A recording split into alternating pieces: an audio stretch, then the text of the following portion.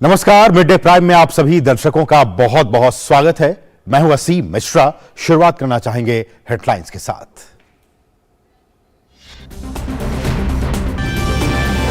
भाजपा का 44वां स्थापना दिवस आज। प्रधानमंत्री ने भाजपा को बताया विकास, विश्वास और नए विचार का पर्याय। भ्रष्टाचार और परिवारवाद की बीमारी को दूर करने के लिए पार्टी संकल्पबद्ध। प्रधानमंत्री ने कहा भाजपा के नेतृत्व में देश समंदर जैसी विशाल चुनौतियों को पार करने और उनका मुकाबला करने में पहले से ज्यादा सक्षम। 2024 में पार्टी के सत्ता में आने का जताया पूर्ण विश्वास। कार्यकर्ताओं से लोगों का दिल जीतने का किया आह्वान। संसद के बजट सत्र के आखिरी दिन भी दोनों सदनों में गतिरोध के बीच राज्यसभा की कार्यवाही दोपहर 2 बजे तक और लोकसभा की कार्यवाही अनिश्चितकाल के लिए स्थगित। आरबीआई ने रेपो रेट में नहीं किया कोई बदलाव, 6.5% पर बरकरार। वित्त वर्ष 2023-24 के लिए मुद्रास्फीति 5.2% अनुमानित।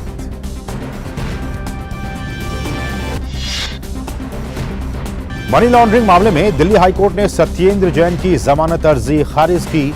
सह आरोपी वैभव और अंकुश जैन की भी खारिज हुई जमानत अर्जी। देश भर में आज मनाई जा रही है हनुमान जयंती। गृहमंत्री अमित शाह ने गुजरात में भगवान हनुमान जी की 54 फीट ऊंची प्रतिमा का किया अनावरण।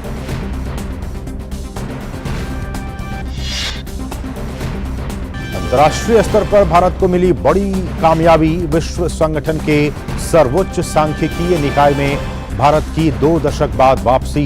अभूतपूर्व समर्थन के साथ संयुक्त राष्ट्र सांख्यिकी आयोग का सदस्य चुना गया भारत। विदेश मंत्री ने दी बधाई। और आईपीएल में आज कोलकाता नाइट राइडर्स का रॉयल चैलेंजर्स बैंगलोर के साथ होगा मुकाबला। वहीं कल खेले गए मैच में राजस्थान रॉयल्स ने पंजाब को दी 5 रनों से शिकस्त। शिखर धवन ने खेली 86 रन की नाबाद पारी।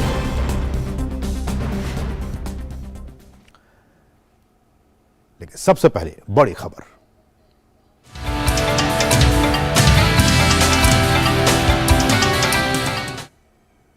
प्रधानमंत्री नरेंद्र मोदी ने भाजपा के 44वें स्थापना दिवस को संबोधित किया। पीएम ने कहा कि पार्टी के स्थापना दिवस के अवसर पर सबको बधाई।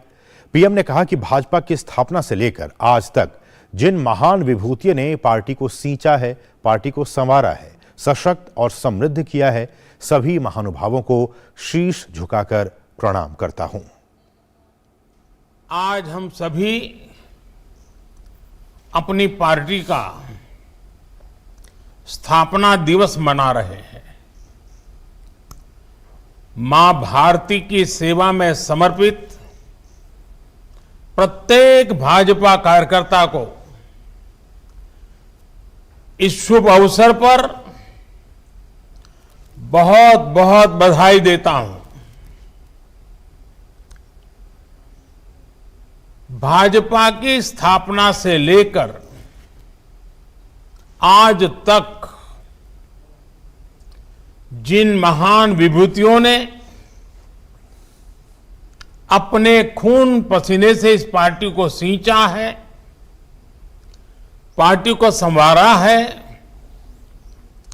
पार्टी को समृद्ध किया है, पार्टी को सशक्त किया है, देश के कोटि कोटि जनों की आवाज को बुलंद किया है, उन सभी को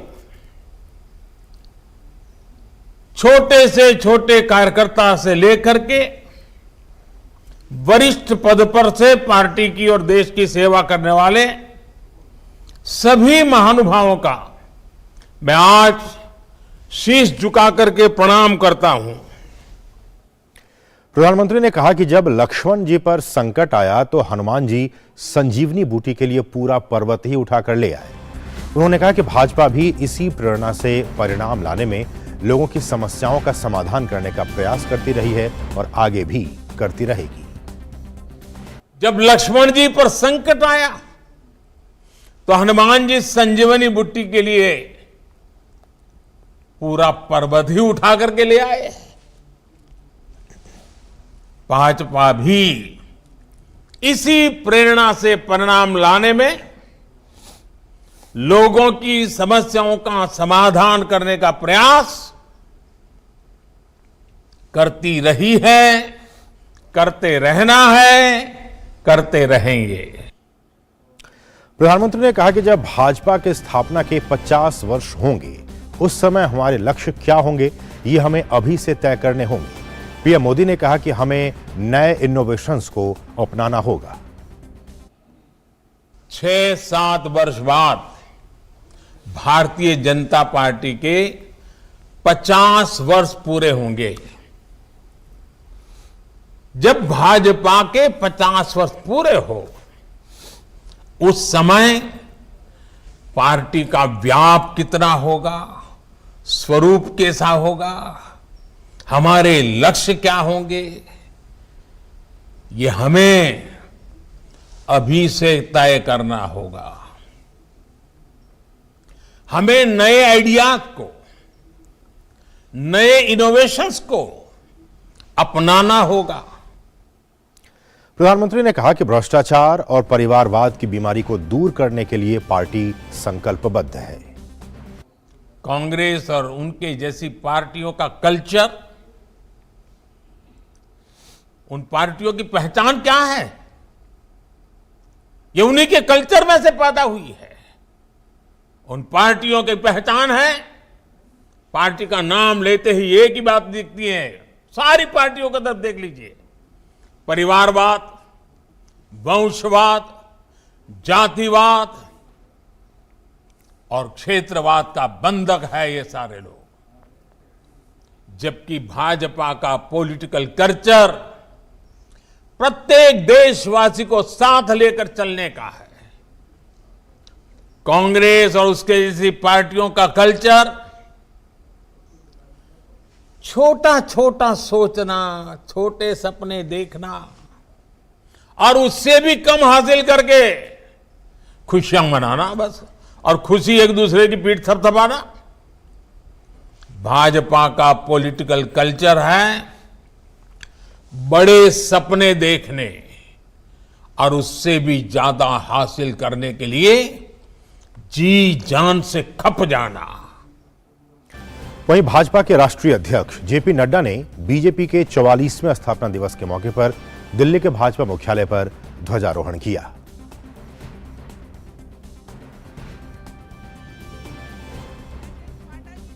और भाजपा के 44वें स्थापना दिवस के मौके पर भाजपा कार्यकर्ताओं को संबोधित करते हुए भाजपा के राष्ट्रीय अध्यक्ष जेपी नड्डा ने कहा कि आज हमें यह संकल्प लेना होगा कि पीएम मोदी के नेतृत्व में हम एक पल भी बैठने वाले नहीं हैं और पीएम मोदी के नेतृत्व में पार्टी को और भी आगे ले जाएंगे। कि आप डिसिप्लिन के साथ यहाँ बहुत सारे महानुभावों का, जिनकी कोई अपेक्षा नहीं थी, हमें यहां पर यह संकल्प लेना होगा कि प्रधानमंत्री मोदी जी के नेतृत्व में हम एक पल भी बैठने वाले नहीं हैं और आज संकल्प लेते हुए पार्टी को आपके नेतृत्व में और आगे ले जाएंगे। इस बात को हम आगे बढ़ाना चाहते हैं। आपके नेतृत्व में पार्टी ने कच्छ से लेकर के पूर्वोत्तर तक पार्टी ने सरकारें भी बनाई और अपने ताकत को लोगों ने सराहा भी और आशीर्वाद भी, भरपूर आशीर्वाद दिया। उसी प्रकार से जम्मू से केरल तक भारतीय जनता पार्टी ने अपनी छाप और हमारे करोड़ों कार्यकर्ताओं ने बूथ पर काम करके पार्टी को स्थापित करने में अपना योगदान किया है। जेपी नड्डा ने आगे कहा कि उत्तर पूर्व में हमें सफलता हासिल हुई है, यूपी में दोबारा जीत हमने हासिल की है।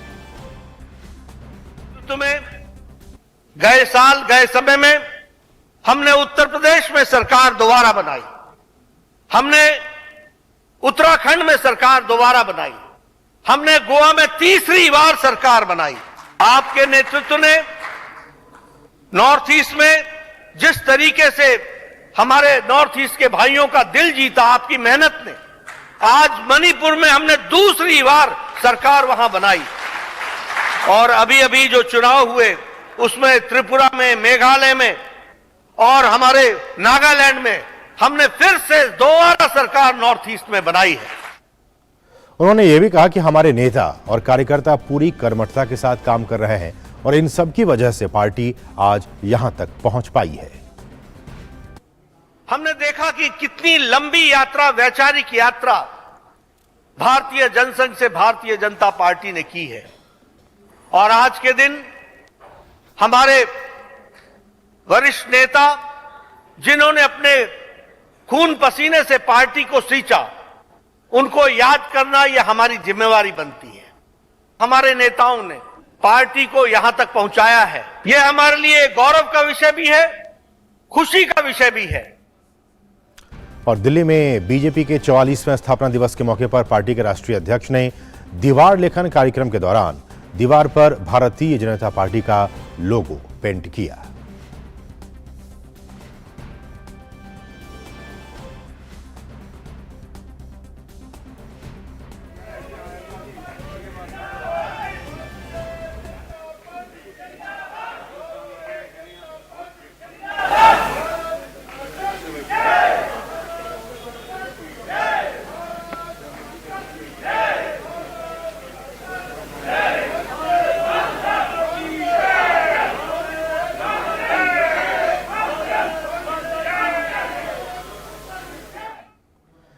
और भाजपा के स्थापना दिवस के मौके पर बीजेपी संसदीय दल के सदस्यों ने संसद भवन परिसर के लाइब्रेरी भवन में पीएम मोदी के वर्चुअल संबोधन को सुना।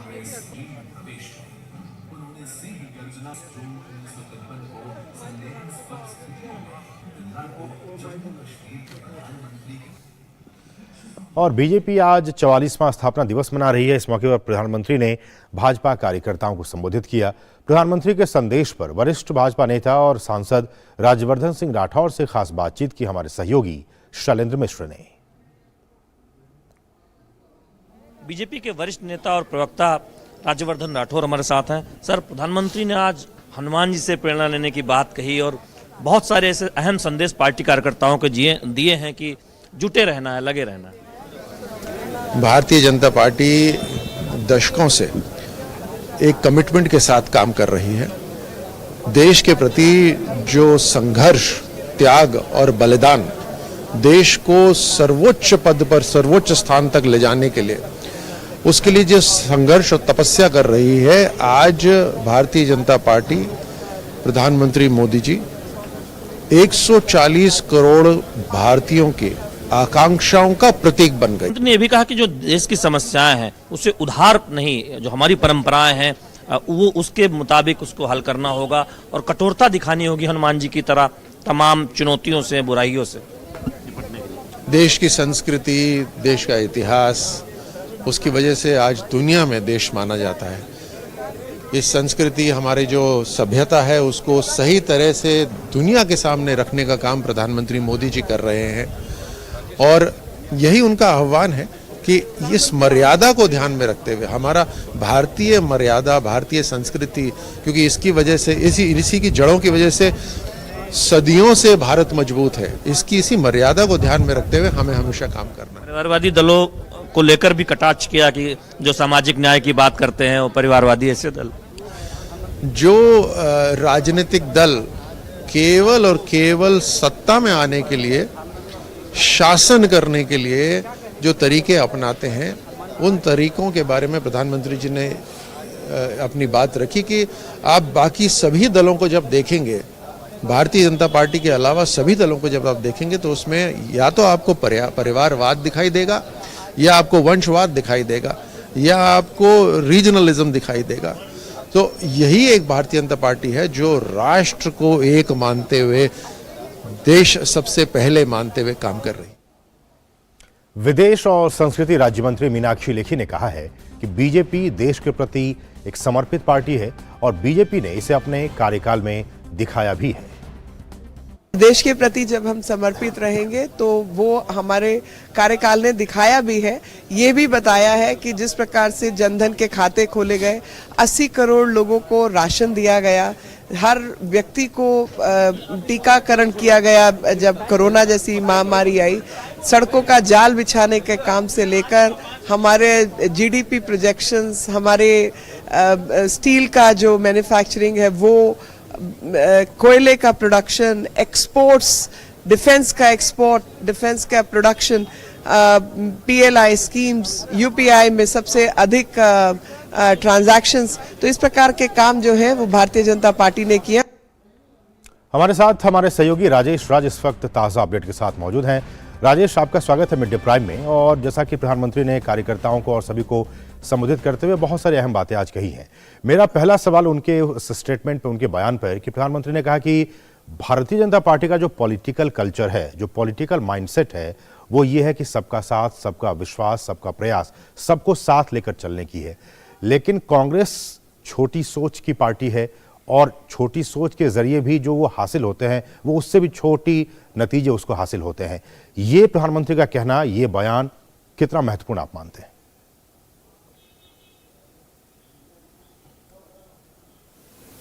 देखिए, प्रधानमंत्री नरेंद्र मोदी के संपूर्ण अगर संबोधन पर एक नज़र डालें तो आज के उनके संबोधन में सामाजिक न्याय शब्द जो थी वो कहीं ना कहीं फोकस में था।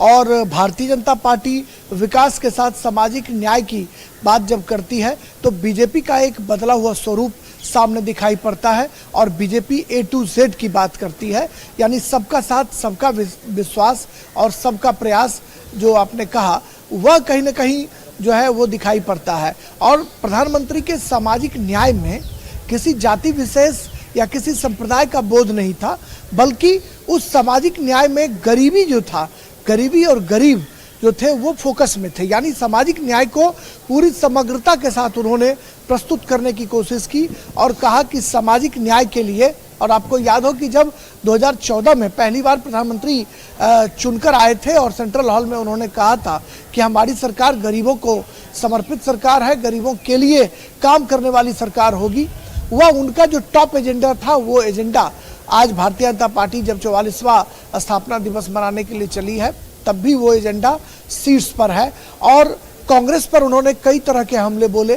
कांग्रेस के बारे में उन्होंने कहा कि भारतीय जनता पार्टी ने एक ऐसा पॉलिटिकल कल्चर डेवलप किया है देश में जो कहीं ना कहीं तमाम जो विपक्षी पार्टियां हैं उनके लिए नजीर ये पेश करेंगी। और जब 6-7 साल बाद भारतीय जनता पार्टी 50 साल पूरे करेगी, भारतीय जनता पार्टी अपना गोल्डन जुबली मनाएगी, तब कहीं ना कहीं पार्टी के जो कार्यक्रम है, पार्टी के जो नीतियां हैं, पार्टी के जो संघर्ष हैं वो और दिखाई पड़ेंगे। उन्होंने कार्यकर्ताओं को कई तरह के टिप्स भी दिए कि कैसे पार्टी संगठन को मजबूत किया जाए, लेकिन सबसे जो प्रमुख उनका मूल मंत्र था वो विकास के साथ सामाजिक न्याय ही दिखाई पड़ा। बिल्कुल, तो विकास सामाजिक न्याय के साथ हो। भाजपा, भारतीय जनता पार्टी आज अपनी स्थापना का 44वां स्थापना दिवस मना रही है। बहुत बहुत शुक्रिया राजेश राज, इन तमाम ताज़ा अपडेट्स को हम तक पहुंचाने के लिए आपका बहुत बहुत शुक्रिया। बढ़ेंगे आगे और यहाँ रुकेंगे एक छोटे से ब्रेक के लिए। आप देखते रहिए DG न्यूज़।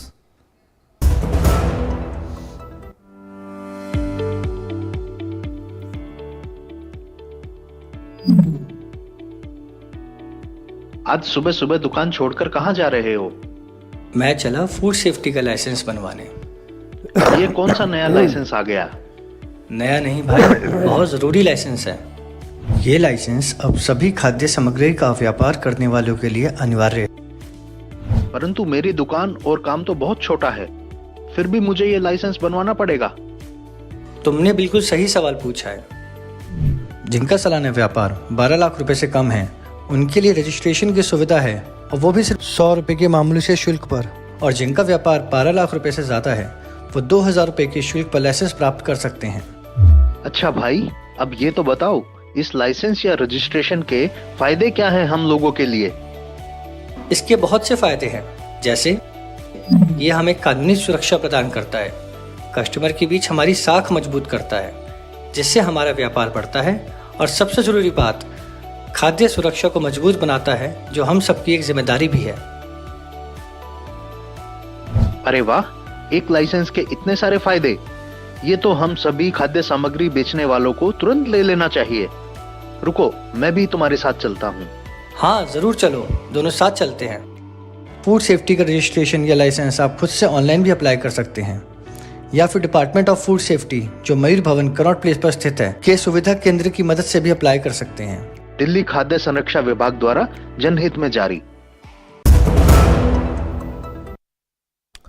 और ब्रेक बाद आपका फिर से स्वागत है और अब बात करेंगे ताजा खबर की।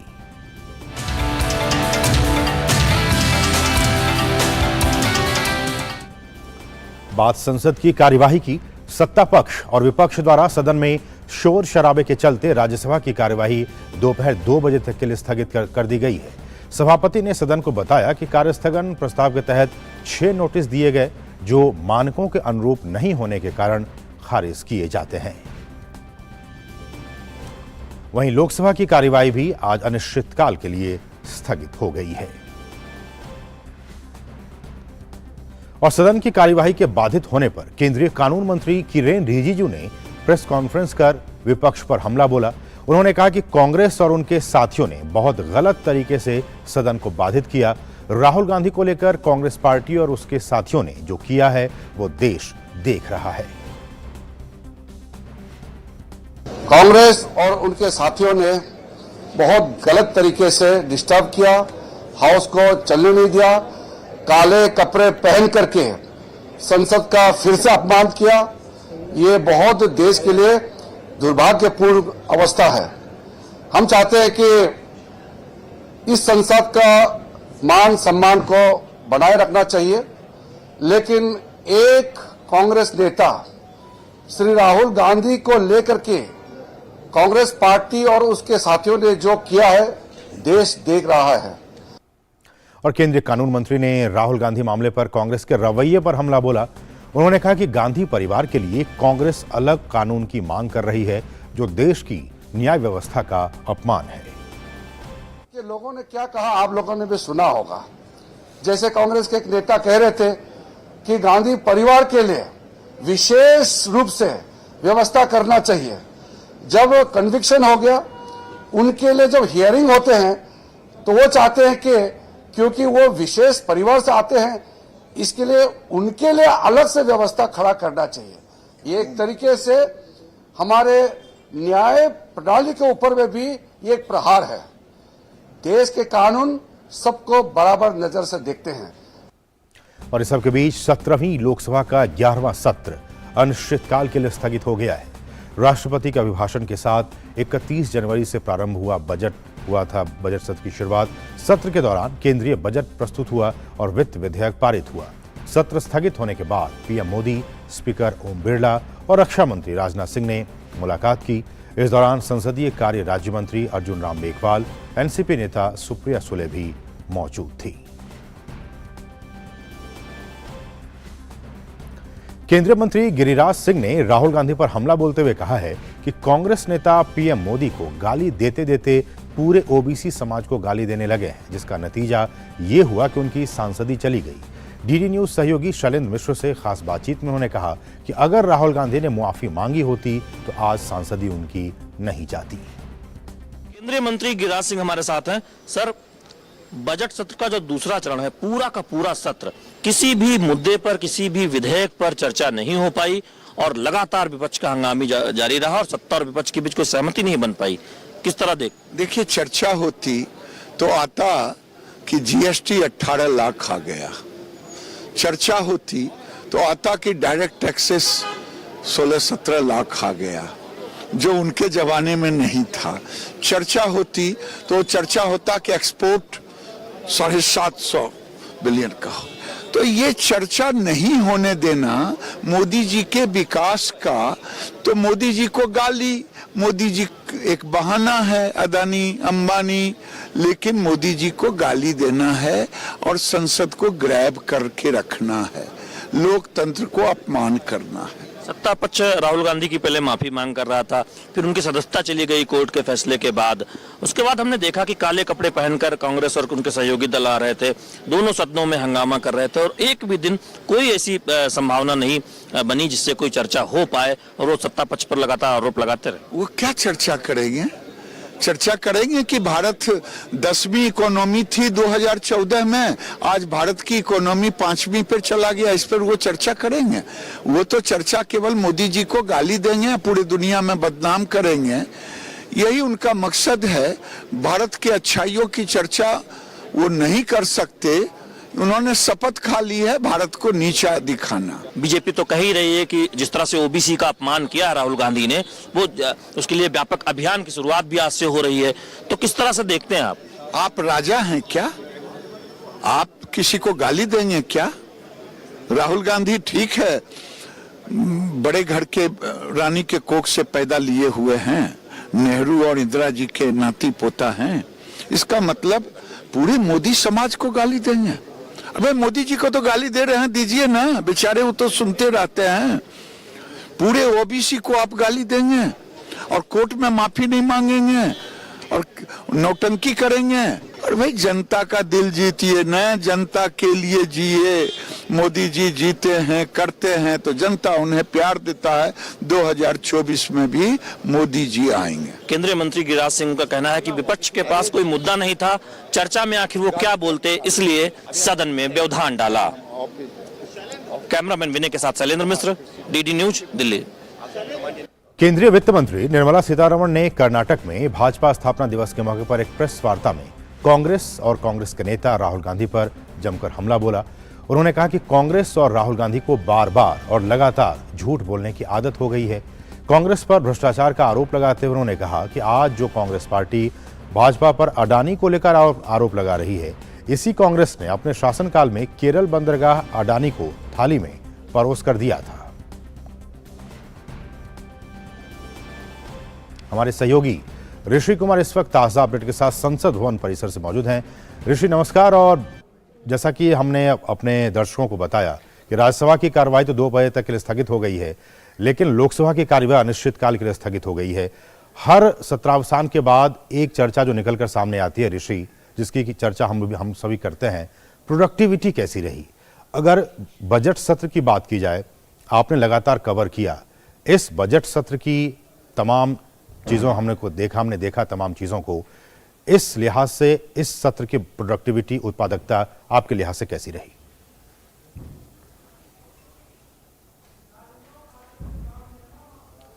देखिए असीम, जहाँ तक इस बजट सत्र का अगर हम मूल्यांकन करें तो पहला भाग और दूसरा भाग पूरी तरीके से बदला हुआ है। और पहले भाग में जैसे कि राष्ट्रपति के अभिभाषण पर चर्चा और प्रधानमंत्री का बयान, और जो हालांकि शोर शराबा हंगामा तब भी हुआ था, लेकिन कुल मिलाकर कुछ बात आगे बढ़ी। लेकिन अगर दूसरे भाग को देखें तो दूसरा भाग ऐसा अभूतपूर्व हंगामे के साथ देखा गया है जैसा कि ऐसा कभी नहीं देखा गया। खास तौर से एक भी दिन चर्चा न होना, एक भी बिल पर चर्चा न होना, और घंटे तो क्या 1 मिनट भी चर्चा नहीं हो पाई। ये जो पूरा का पूरा परिदृश्य है, ये बताता है कि इस बार का जो बजट सत्र का दूसरा भाग है, इसकी प्रोडक्टिविटी अगर देखें तो वैसे तो कामकाज के लिहाज से वित्त विधेयक पारित हुआ, अनुदान मांगों को चर्चा को आगे बढ़ाया गया, लेकिन चर्चा नहीं हुई। उसी तरीके से तमाम प्रश्नों के जवाब आए, लिखित जवाब में तमाम सरकार ने अपने पक्ष रखे, लेकिन चर्चा नहीं हुई। इसी तरीके से अगर हम बात करें तो जो सांसदों के पास अपने वक्तव्य रखने का जो अधिकार होता है वो सदन के पटल पर रखे गए, लेकिन चर्चा नहीं हुई। तो ये जैसे शून्यकाल की बात करें, शून्यकाल में जो सांसद हैं उनके पास अधिकार होता है कि वो अपनी बात, अपने मुद्दों को, अपनी समस्याओं को रखें, तो उन्होंने रखे, टेबल किए, लेकिन चर्चा नहीं हुई। तो कुल मिलाकर ये जो चर्चा न हो पाना इस दूसरे भाग का एक बड़ा मुद्दा रहा, और इसी वजह से कह सकते हैं कि इस बार का जो प्रोडक्टिविटी के लिहाज से देखें तो आंकड़े कुछ हद तक सही रहेंगे उस लिहाज से, लेकिन जो मूल काम होता है संसद का कि एक पक्ष दूसरे पक्ष की सुने और दूसरा पक्ष उसका जवाब भी दे, तो ये जो पूरी की पूरी प्रक्रिया है जो लोकतांत्रिक मूल्यों को आगे बढ़ाती है, वो कहीं भी दिखाई नहीं दी। जी बिल्कुल। और एक जीवंत लोकतंत्र के लिए आप इतने बड़े पंचायत में बैठे हैं, वहाँ से कोई भी कानून पास होता है, उसके क्या कुछ निटिग्रिटीज़ हैं, क्या कुछ उसमें है, बिना चर्चा के लोग समझते, जानते कि इसमें क्या प्लस है, क्या माइनस है, लेकिन बिना चर्चा के पास हो जाना, ठीक है ऋषि, जैसा कि आप कह रहे हैं कि प्रोडक्टिविटी संख्यात्मक तौर से ठीक होगा, लेकिन क्या ये एक लाइव डेमोक्रेसी के लिए, जीवंत लोकतंत्र के लिए जहां की चर्चा होना अनिवार्य इसका अंग है, वो नहीं हो पाना, ये कितने बड़ी शर्म की बात है। फिलहाल समय की कमी है। बहुत बहुत शुक्रिया ऋषि, इन तमाम ताज़ा अपडेट्स को संसद भवन परिसर से हम तक पहुंचाने के लिए आपका बहुत बहुत शुक्रिया।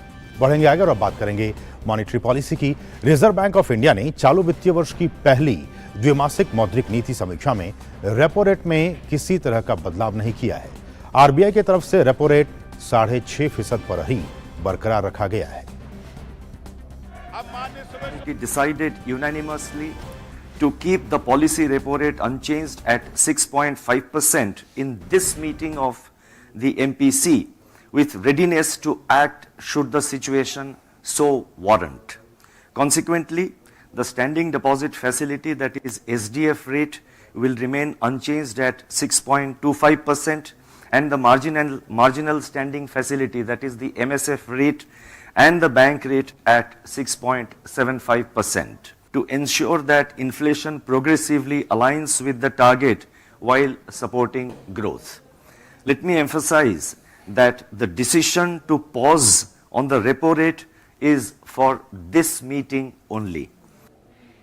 और आरबीआई के गवर्नर शक्तिकांत दास ने द्विमासिक मौद्रिक नीति समीक्षा पेश करते हुए कहा कि बैंकिंग और एनबीएफसी वित्तीय प्रणाली मजबूत बनी हुई है। आरबीआई की तरफ से 2022-23 में आर्थिक वृद्धि दर 7% रहने का अनुमान व्यक्त किया गया है। Economic activity remains resilient and real GDP growth is expected to have been 7% in 22-23. Consumer price inflation, however, has increased since December 2022, driven by price pressures on cereals, milk and fruits. Core inflation remains elevated. Looking ahead, headline inflation is projected to moderate in 2023-24. The monetary policy actions taken since May 2022 are still working through the system. Accordingly, the MPC decided to keep the policy rate unchanged to assess the progress made so far, while closely monitoring and evolving the inflation outlook. तो जैसा कि हमने आपको बताया कि RBI ने वित्त वर्ष 2023-24 की पहली मौद्रिक नीति जारी कर दी है। आज के न्यूज लेंस के जरिए आपको हम बताते हैं कि आरबीआई की इस मौद्रिक नीति के बारे में क्या है ये मौद्रिक नीति, आइए विस्तार से जानते हैं।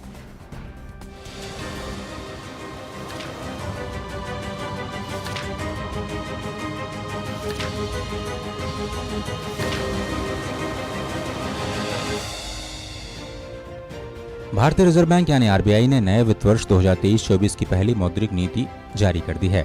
नई मौद्रिक नीति में रेपो रेट में कोई बदलाव नहीं किया गया, यानी मुख्य ब्याज दर 6.5% पर बरकरार है। गौरतलब है कि केंद्रीय बैंक पिछले साल मई से लगातार रेपो रेट में 6 बार की बढ़ोतरी कर चुका है और ये कुल मिलाकर के 2.5% की बढ़ोतरी है। रेपो रेट वो ब्याज दर होती है जिस पर आरबीआई कॉमर्शियल बैंकों को कर्ज देता है। आपको पता है कि बीते साल मई में 0.4%, जून, अगस्त और सितंबर में आधी फीसदी और दिसंबर में 0.35% की बढ़ोतरी की गई थी। लेकिन इस बार रेपो रेट में कोई बदलाव नहीं किया गया है। आरबीआई गवर्नर शक्तिकांत दास ने कहा कि ब्याज दरों में बढ़ोतरी को सिर्फ इस बैठक के लिए टालने का निर्णय लिया गया है और अगर जरूरत पड़ी तो महंगाई पर लगाम लगाने के लिए ब्याज दरों में बढ़ोतरी की जा सकती है।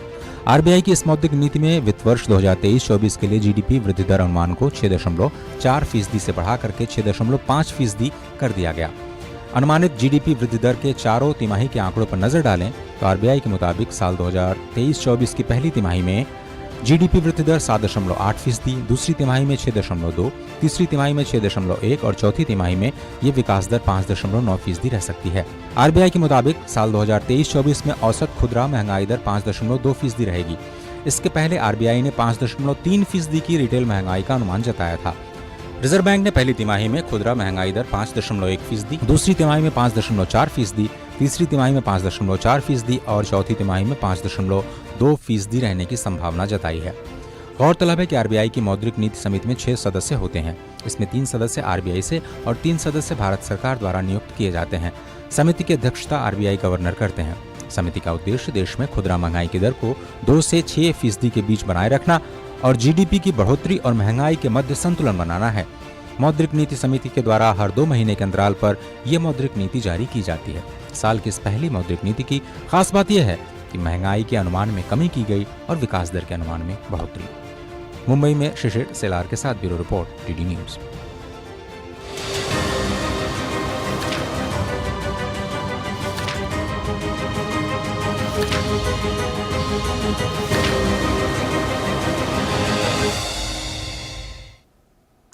और क्या कुछ हाइलाइट्स रहे इस आरबीआई की पॉलिसी में, वो आपको दिखाते हैं। आर्थिक मोर्चे पर जो खबरें अच्छी रही, खेतीबाड़ी की स्थिति मजबूत हुई है। रबी सीजन में उत्पादन दर में 6.2% की बढ़ोतरी दर्ज की गई है। मार्च महीने में मैन्युफैक्चरिंग पीएमआई 56.4 के स्तर पर है, जो कि 21 माह से लगातार बढ़त बनाए हुए है। सर्विस सेक्टर में बढ़ोतरी हुई है। मार्च महीने में सर्विसेज पीएमआई 57.8 के स्तर पर पहुंचा हुआ है। वैश्विक मुश्किलों के बीच भारत के बैंक और एनबीएफसी मजबूती के साथ खड़े हैं और वित्तीय बाजारों में इसकी स्थिरता बनी हुई है। फरवरी 2019 में रिटेल महंगाई दर 2% थी और मुख्य ब्याज दर 6.5% थी। आज की स्थिति में मुख्य ब्याज दर 6.5% है और फरवरी रिटेल महंगाई दर 6.4% है। गांव में जो ट्रैक्टर्स हैं, जो दोपहिया वाहन हैं, उनकी बिक्री में बढ़ोतरी दर्ज की गई है। शहरों में क्रेडिट कार्ड और गाड़ियों की बिक्री में भी बढ़त दर्ज की गई है। नॉन फूड बैंक क्रेडिट में सालाना वृद्धि दर 15% से ज्यादा रही है और सरकार का जो बुनियादी ढांचे पर फोकस है वो लगातार बना हुआ है। डॉलर के मुकाबले रुपया 2022 में स्थिर रहा और ये यात्रा साल 2023 में भी जारी है। देश में विदेशी मुद्रा भंडार फिर से 524 अरब डॉलर से बढ़कर 600 अरब डॉलर के स्तर पर पहुंच गया है। 2020 से वैश्विक अर्थव्यवस्था में हलचल का माहौल है, लेकिन भारत की जो वित्तीय स्थिरता है, जो व्यवस्था है, वो लगातार स्थिर बनी हुई है। देश का जो करंट अकाउंट डेफिसिट है, चालू खाता घाटा, वो कम हो रहा है और 2022-23 की 3 तिमाही में जीडीपी के 2.7% पर आ गया है और 2022-23 की 3 तिमाही में ये 2.7% के स्तर पर बना हुआ है, जो कि लगातार कम बना हुआ है। हमारे साथ हमारे सहयोगी अजय मिश्र इस वक्त बने हुए हैं। अजय, जैसा कि हमने पॉइंटर्स में बताया कि ये जो कुछ स्थितियां हैं, चाहे वो ग्रामीण रूरल इकोनॉमी की बात हो, शहरी इकोनॉमी की बात हो, ओवरऑल इकोनॉमी की बात हो, लगातार एक वो जो बढ़ोतरी की दिशा में वो लगातार बढ़ती जा रही है हमारी इकोनॉमी। देखिए, यही बात समझने की है असीम, कि जब पूरी दुनिया में वैश्विक स्तर पर अनिश्चितता का माहौल है पूरे आर्थिक मोर्चे पर, अगर आप देखें तो हाल ही के दिनों में अमेरिका जैसी बड़ी अर्थव्यवस्था में बैंकिंग सेक्टर में इतना बड़ा भूचाल देखने को मिला, जहां पर 2 सबसे बड़े बैंकों में कमर्शियल बैंक्स ने उनको बंद करना पड़ा, बैंकरप्सी की कगार पर चले आए। ऐसे में इतनी मुश्किलों के बीच में 2 दिन पहले यह खबर आई कि ओपेक ने अचानक जो प्रोडक्शन है उसमें कटौती करने का निर्णय लिया, जिसकी वजह से कच्चे तेल के दाम अचानक बढ़ गए। तो अर्थव्यवस्था वैश्विक स्तर पर इतना अनिश्चितताओं से भरा हुआ है कि आज आरबीआई गवर्नर को ये कहना पड़ा कि मॉनेटरी पॉलिसी के लिए जो दिशा है वो बहुत ही अनिश्चित होती है, लेकिन फिर भी हमने पॉज करने का निर्णय लिया है, हमने ठहरने का निर्णय लिया है। इसलिए क्योंकि इतनी अनिश्चितता के बावजूद जब भी फैक्टर्स हमने दिखाए, वो भारतीय अर्थव्यवस्था की एक मजबूती का बहुत ही सशक्त उदाहरण है।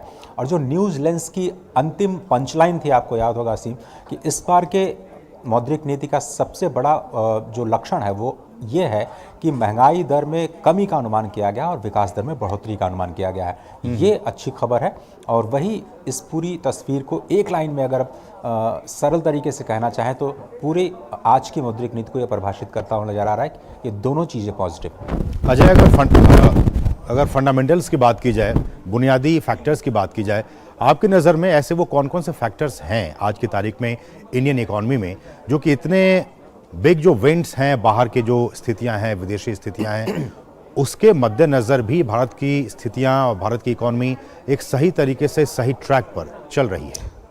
पॉइंट नंबर 1, हमारे देश की तीनों अर्थव्यवस्था की जो प्राइमरी सेक्टर, सेकेंडरी और टर्शरी सेक्टर, जैसे हम कृषि, मैन्युफैक्चरिंग और सर्विसेज सेक्टर कहते हैं। कृषि में अच्छी खबर यह है कि जो रबी की फसल है वो 6% से ज़्यादा की दर से बढ़ेगी। औसत विकास दर 3 से 4% है। कोरोना के टाइम में भी खेतीबाड़ी ने बहुत ही अच्छा ज़बरदस्त प्रदर्शन किया, तो वहाँ पर स्थिति बहुत ही अच्छी है। दूसरी बात, मैन्युफैक्चरिंग में हम आए तो मैन्युफैक्चरिंग में जो हमने तेज़ी देखी, मांग में लगातार तेज़ी आ रही है। जो कमर्शियल बैंक का लोन है नॉन फ्यूल सेक्टर में, जिससे जो बड़ा ही इंपॉर्टेंट फैक्टर होता है उसमें बहुत ज़्यादा बढ़ोतरी देखी गई है।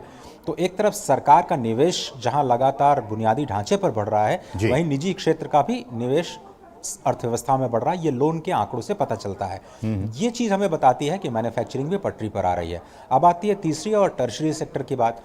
उसमें तो आंकड़ा इतना ज़बरदस्त है कि 21 महीनों से लगातार वो पॉजिटिव एक्सपेंशन दिखा रहा है। 57 से ऊपर के आंकड़े दिखाते हैं कि आपकी सर्विसेज कितनी ज़्यादा तेज़ी, उनकी मांग कितनी तेज़ी से बढ़ रही, जो कि कोरोना में सबसे ज़्यादा प्रभावित हुई थी। बिल्कुल। तो अब ये जब तीनों ही सेक्टर्स हमारे बेहतर कर रहे हैं और मुश्किल के बावजूद अर्थव्यवस्था की जो वित्तीय स्थिति है वो स्थिर है और जो बैंक हैं वो सशक्त रूप से खड़े हैं, तो ऐसी कोई वजह नज़र नहीं आती कि आपको निराश होने की। ग्लोबल हेडविंड्स की वजह से हो सकता है एक्सपोर्ट इंपोर्ट पर थोड़ा सा असर पड़े, जिसका हमें पहले से ही अंदाज है। और इसलिए शक्तिकांत दास साहब कह रहे हैं कि हम इस वक्त पॉज कर रहे हैं, अगर ज़रूरत पड़ी तो हम ब्याज दरों में फिर से बढ़ोतरी करने पर चूकेंगे नहीं।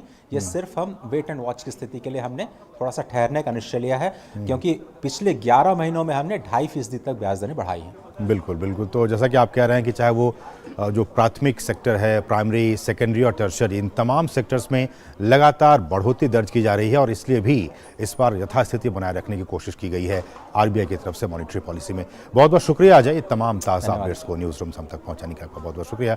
बढ़ेंगे आगे और यहाँ रुकें एक और छोटे से ब्रेक के लिए। आप देखते रहिए डीडी न्यूज़।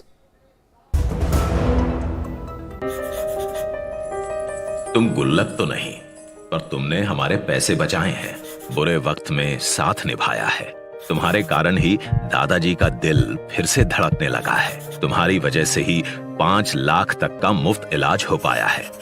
तुम सिर्फ आयुष्मान कार्ड नहीं, हम गरीबों के लिए जीवन कवच हो। आयुष्मान भारत गरीब के जीवन को बचाने में अहम भूमिका निभा रहा है। 130 करोड़ लोगों के सामूहिक संकल्प और सामर्थ्य का भी प्रतीक है। सर्वे संतु निरामया के लक्ष्य के साथ आओ बनाएं नया भारत।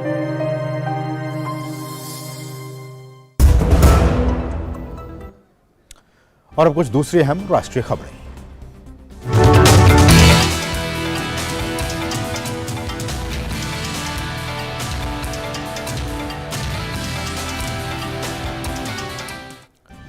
सरकार ने सैन्य बलों के लिए आपात स्थिति में हथियारों की खरीदारी की समय सीमा को 6 महीने के लिए और बढ़ा दिया है।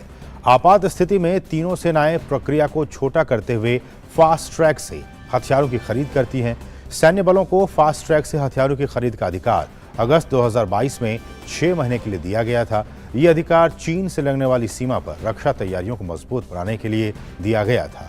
रक्षा सूत्रों के मुताबिक रक्षा मंत्रालय में हुई उच्च स्तरीय बैठक में तीनों सेनाओं के आपात स्थिति में हथियारों की खरीद के अधिकार को 6 महीने के लिए और बढ़ाने का फैसला लिया गया। इससे अल्प अवधि में हथियारों की खरीद के लिए जारी किए गए टेंडरों की प्रक्रिया पूरी की जा सकेगी। आपात स्थिति में खरीद के प्रावधानों में सैन्य बल भारत में निर्मित हथियार और उपकरण ही खरीद सकते हैं। जो हथियार और उपकरण खरीदे जाते हैं उनका कम से कम 60% हिस्सा स्वदेशी होना अनिवार्य है। सैन्य बल खरीद को व्यवस्थित रखने के लिए इस समय आर्थिक सलाहकारों की सेवाएं भी ले रहे हैं। सेनाओं को इस तरह से आपात खरीद के लिए अधिकार 2016 में सेना की सर्जिकल स्ट्राइक के बाद पाकिस्तान के साथ बढ़े तनाव के बीच दिए गए थे। और अंतर्राष्ट्रीय स्तर पर भारत को बड़ी कामयाबी मिली है। भारत कड़े मुकाबले में 4 साल की अवधि के लिए संयुक्त राष्ट्र सांख्यिकी आयोग के लिए चुना गया है। भारत को 53 में से 46 वोट मिले हैं। भारत का चुनाव गुप्त मतदान से हुआ, जबकि Argentina, Sierra Leone, Slovenia, Ukraine, United Republic of Tanzania और अमेरिका निर्विरोध चुने गए। 4 साल का कार्यकाल अगले साल 1 जनवरी से शुरू होगा। भारत ने संयुक्त राष्ट्र सांख्यिकी आयोग के चुनाव में अपने प्रतिद्वंद्वियों आरओके को 23, चीन 19 और संयुक्त अरब अमीरात 15 को बहुत पीछे छोड़ते हुए शानदार जीत हासिल की है। विदेश मंत्री डॉक्टर एस जयशंकर ने ट्वीट कर कड़े मुकाबले में इस बड़ी जीत के लिए भारतीय टीम को बधाई दी है। उन्होंने कहा है कि सांख्यिकी, विविधता और जनसांख्यिकी के क्षेत्र में भारत की विशेषज्ञता ने इसे संयुक्त राष्ट्र सांख्यिकी आयोग में स्थान दिलाया है। और अब बात मनीष सिसोदिया की। दिल्ली आबकारी नीति मामले में सीबीआई की ओर से दर्ज केस में मनीष सिसोदिया की जमानत अर्जी पर दिल्ली हाईकोर्ट ने सीबीआई को नोटिस जारी किया। दिल्ली हाईकोर्ट ने 2 हफ्तों में जवाब मांगा। अगली सुनवाई 20 अप्रैल को होगी। मनीष सिसोदिया ने 31 मार्च के राउज एवेन्यू कोर्ट के उस आदेश को चुनौती दी है जिसमें कोर्ट ने उनकी जमानत अर्जी खारिज कर दी थी। वहीं मनी लॉन्ड्रिंग मामले में भी सत्येंद्र जैन की जमानत अर्जी दिल्ली हाईकोर्ट ने खारिज कर दी है। दिल्ली हाईकोर्ट ने सह आरोपी वैभव और अंकुश जैन की भी जमानत अर्जी खारिज कर दी। कोर्ट ने कहा कि जमानत अर्जी खारिज करने के निचली अदालत के आदेश में कोई खामी नहीं है। सत्येंद्र जैन प्रभावशाली शख्स हैं, जमानत पर रहते हुए सबूतों से वो छेड़छाड़ कर सकते हैं। फिनलैंड में प्राथमिक शिक्षकों के प्रशिक्षण कार्यक्रम को लेकर एलजी आप सरकार के बीच टकराव का मामला सुप्रीम कोर्ट पहुंचा। दिल्ली सरकार की ओर से अभिषेक मनु सिंघवी ने कहा कि दिल्ली सरकार की ओर से नियुक्त शिक्षकों में से किसको भेजा जाए, कब भेजा जाए, ये अब एलजी तय कर रहे हैं। सुप्रीम कोर्ट ने 14 अप्रैल को सुनवाई का आश्वासन दिया। पिछले दिनों एलजी ने प्राथमिक शिक्षकों को प्रशिक्षण के लिए फिनलैंड भेजने के दिल्ली सरकार के प्रस्ताव को कुछ शर्तों के साथ मंजूरी दे दी है, पर साथ ही दिल्ली सरकार को हिदायत दी थी कि भविष्य में ऐसे अंतर्राष्ट्रीय प्रशिक्षण कार्यक्रमों की संख्या कम की जाए। दिल्ली सरकार का कहना है कि एलजी सरकार के काम में गैर जरूरी दखलंदाजी कर रहे हैं। देश भर में आज हनुमान जयंती मनाई जा रही है। दिल्ली के कश्मीरी गेट के मरघट हनुमान मंदिर में सुबह से ही भक्तजनों का तांता लगा हुआ है। कनॉट प्लेस के हनुमान मंदिर में भी श्रद्धालु दर्शन करने पहुंचे हैं।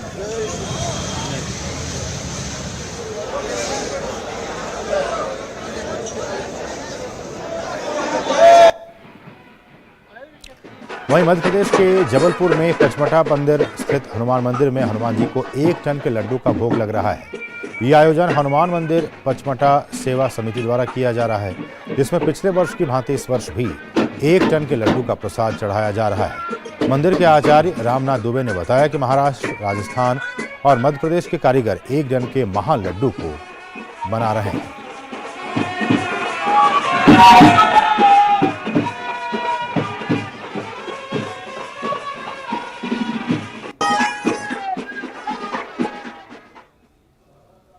और हनुमान जयंती के मौके पर आज केंद्रीय गृह मंत्री अमित शाह गुजरात दौरे पर हैं। अमित शाह ने सारंगपुर धाम में हनुमान जी की 54 फीट ऊंची प्रतिमा का अनावरण किया। हनुमान जी दादा की 54 फीट की इस मूर्ति को कुल क्षेत्रफल 1,35,000 वर्ग फीट है और इस मूर्ति का वजन 30,000 किलो है।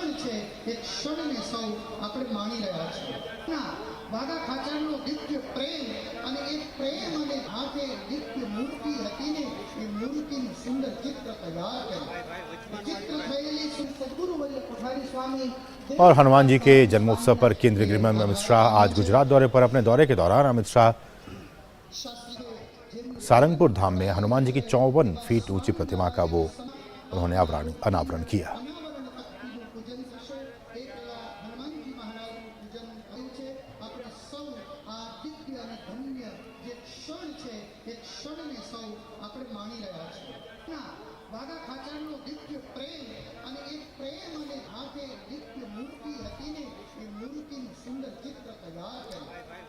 और इस बीच गृह मंत्रालय ने हनुमान जन्मोत्सव पर सभी राज्यों को परामर्श जारी किया है।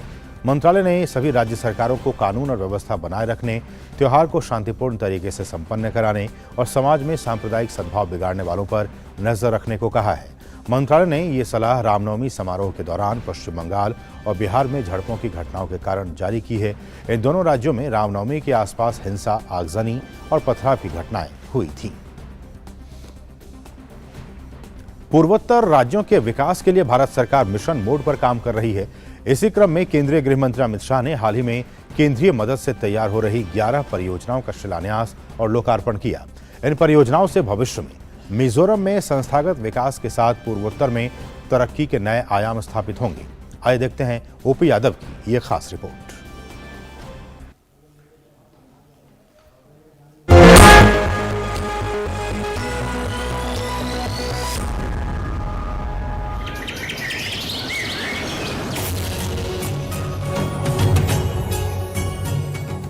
It is a very important milestone for the state, and the people of Mizoram are also very happy to have witnessed such a day.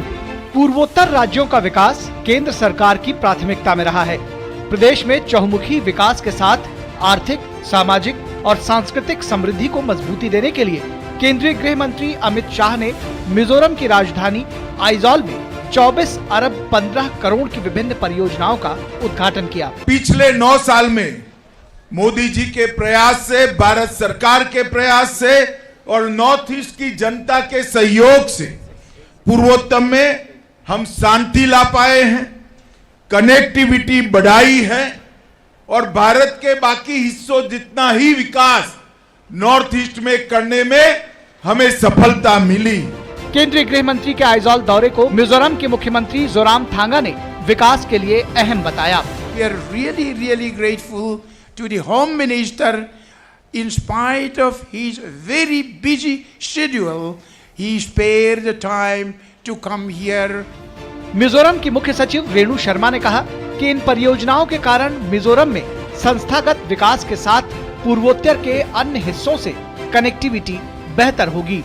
ये हमेशा हमारा प्रयत्न रहता है कि स्टेट और सेंटर बिल्कुल साथ चलें और सेंटर से बहुत हैंड होल्डिंग होती है। प्रदेश के पुलिस महानिदेशक ने कहा कि केंद्रीय गृह मंत्री के दौरे के मद्देनजर राज्य प्रशासन ने आइजॉल और उसके आसपास सुरक्षा के व्यापक प्रबंध किए थे।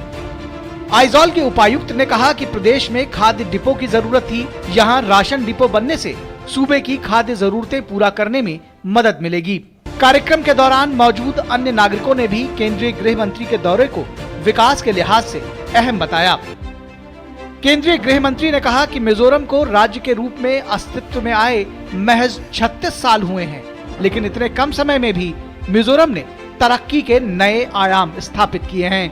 इन सभी परियोजनाओं के लोकार्पण से एक और जहां मिजोरम के लोगों को कई तरह के लाभ होंगे, वहीं दूसरी ओर पूर्वोत्तर राज्यों में संस्थागत विकास के साथ साथ नए आयाम स्थापित करने की महत्वपूर्ण पहल भी शुरू होगी।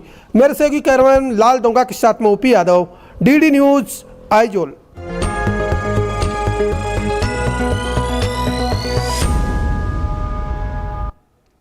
और अब खेल जगत की खबरें।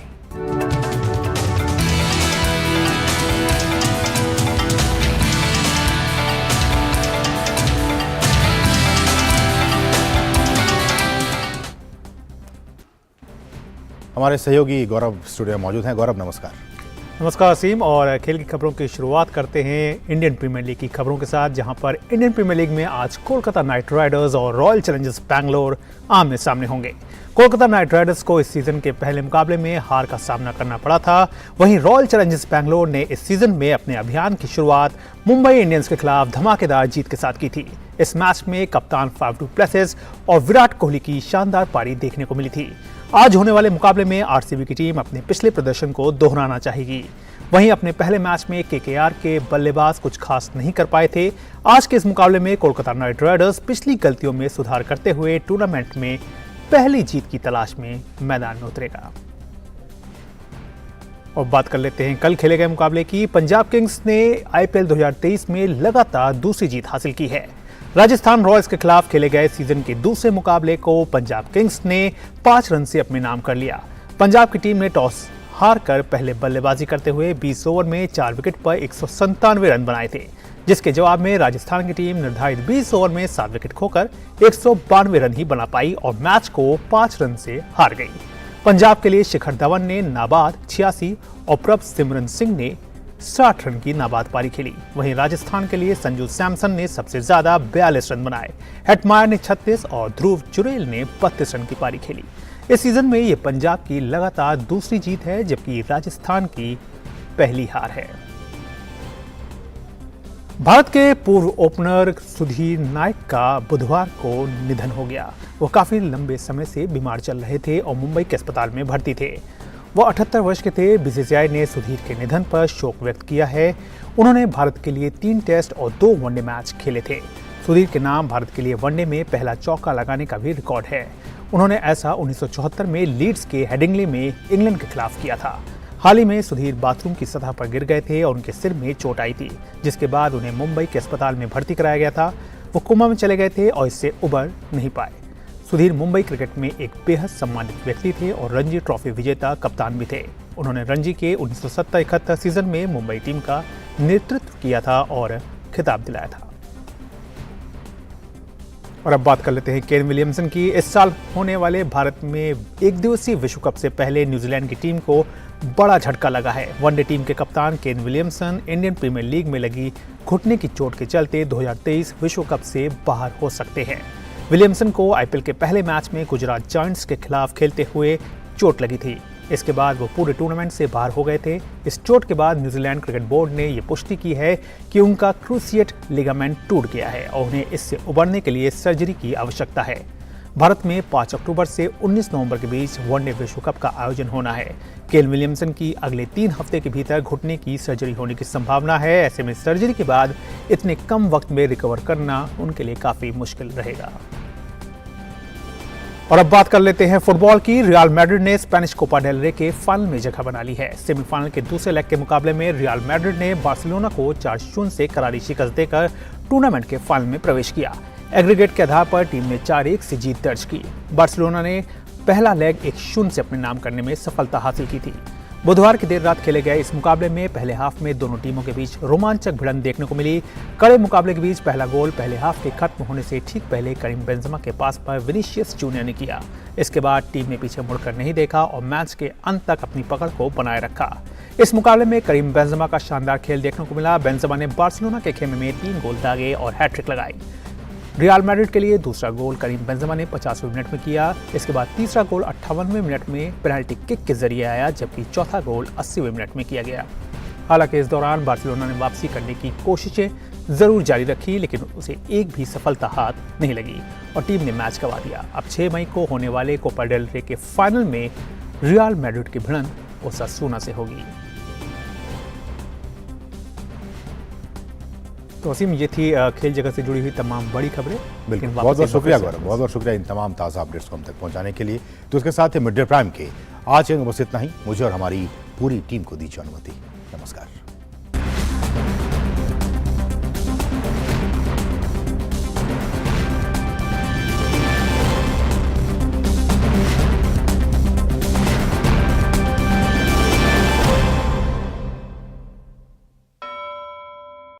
प्रधानमंत्री नरेंद्र